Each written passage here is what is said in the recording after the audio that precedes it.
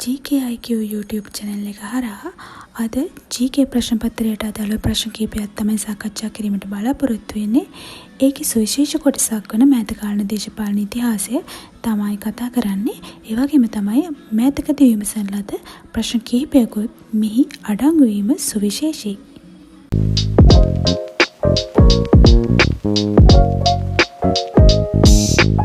ප්‍රශ්න අංක 1. ලංකාවේ පළමු වන ආණ්ඩු ක්‍රම ව්‍යවස්ථාව කුමක්ද?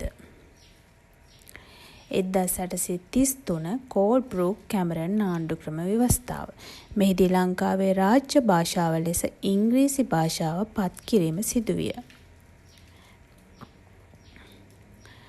ප්‍රශ්න අංක 2. ශ්‍රී ලංකාවට ප්‍රථමයෙන්ම ඡන්ද බලය හිමි වූ ආණ්ඩු ක්‍රම ව්‍යවස්ථාව වනුයේ 1910 ක්‍රූ මැකරම් ආණ්ඩු ක්‍රම ව්‍යවස්ථාව.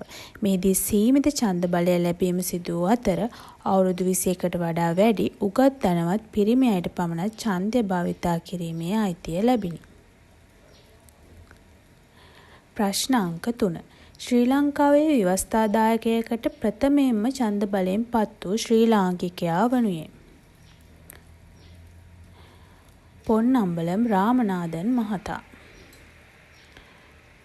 ප්‍රශ්න අංක 4. ශ්‍රී ලංකාවට නිදහස දිනා ගැනීම සඳහා පුරෝගාමී මෙහෙවරක් ඉටු කළ දමිළ නායකයා වනුයේ පොන්නම්බලම් රාමනාදන් මහතා.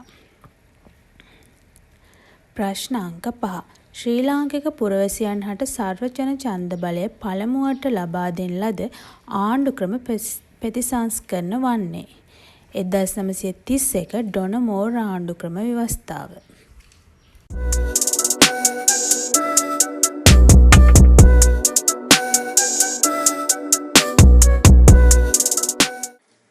ප්‍රශ්න අංක 6.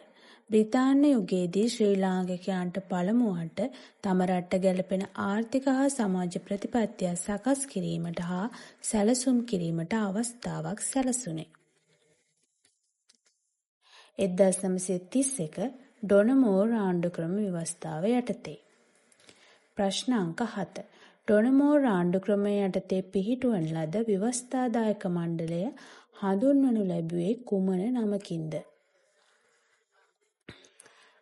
රාජ්‍ය මන්ත්‍රණ සභාව. ප්‍රශ්න අංක 8. ලංකාවේ පළමු ලියාපදිංචි දේශපාලන පක්ෂය 1935 දී පිහිටුවන ලද ලංකා සම සමාජ පක්ෂය. ටොස්කිවාදය මෙයට පදනම් වී ඇත. ප්‍රශ්න අංක 9.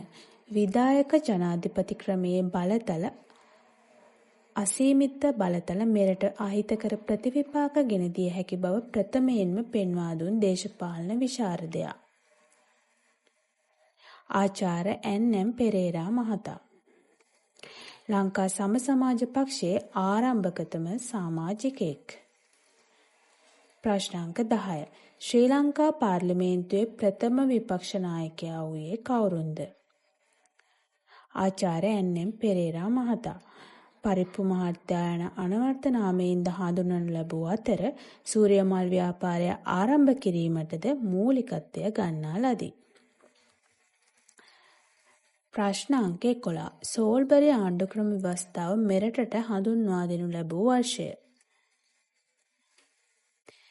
1945. මෙම ආණ්ඩු ක්‍රම ව්‍යවස්ථාව නිර්මාණය සඳහා සර් ආයිවර් ජෙනිස් මහතා වැඩි දායකත්වයක් ලබා දී ඇත. ප්‍රශ්න අංක 12. ශ්‍රී ලංකාවේ පළමු පාර්ලිමේන්තු මැතිවරණය පවත්වනු ලැබූ වර්ෂය 1947. මෙහිදී ජයග්‍රහණය කරනු ලබන්නේ එක්සත් ජාතික පක්ෂයයි. ප්‍රශ්න අංක 13. ශ්‍රී ලංකාවේ පළමු අගමැතිවරයා ලෙස තේරී පත්වන්නේ කවුරුන්ද? ඩී.එස්. සේනානායක මහතා. ජාතියේ පියා යන අනවර්ථ නාමයෙන්ද මොහු හඳුන්වනු ලබයි. ප්‍රශ්න අංක 14. ශ්‍රී ලංකාවේ ප්‍රථම බහුකාර්ය ව්‍යාපෘතිය කුමක්ද? 1949 දී ආරම්භ කරන ලද ගල්ඔය ව්‍යාපෘතිය. ප්‍රශ්න අංක 15. 1950දී ජේ.ආර්. ජයවර්ධන මහතාගේ මූලිකත්වයෙන් කොළඹදී ආරම්භ කරනු ලැබූ සංවිධානය කුමක්ද? කොළඹ ක්‍රමය සංවිධානය.